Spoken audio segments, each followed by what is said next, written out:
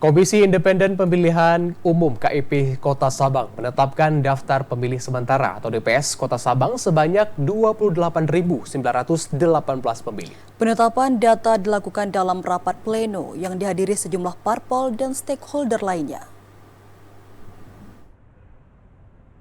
KIP Kota Sabang menetapkan jumlah daftar pemilih sementara atau DPS untuk Kota Sabang pada pemilu 2024 mendatang.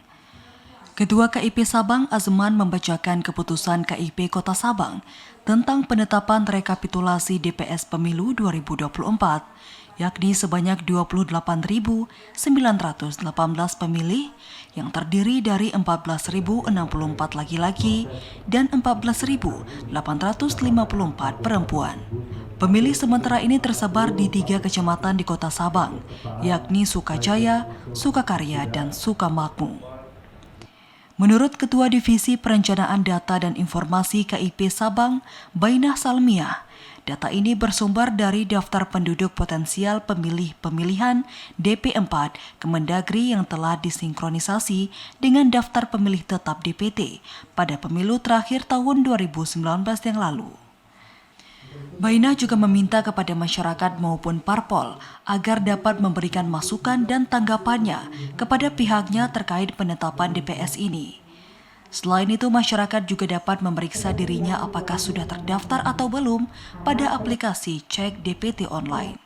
Seperti kami lakukan di 2019, perubahan angka ini nantinya tidak terlalu jauh saya rasa, karena data secara keseluruhan sudah terakomodir di dalam DPS ini. Namun paling kita nanti akan menyisir pemilih-pemilih pemula dari sekolah-sekolah, kemudian nanti pemilih yang berpindah yang masuk ke Kota Sabang.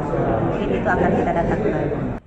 Selain menetapkan DPS pada pemilu 2024 mendatang, KIP Sabang juga mencatat jumlah tempat pemilihan suara TPS di Sabang sebanyak 110 TPS.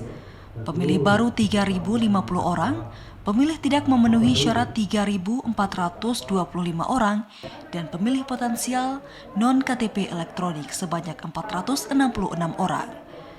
Dari Sabang, Mahfud TVRI Aceh melaporkan.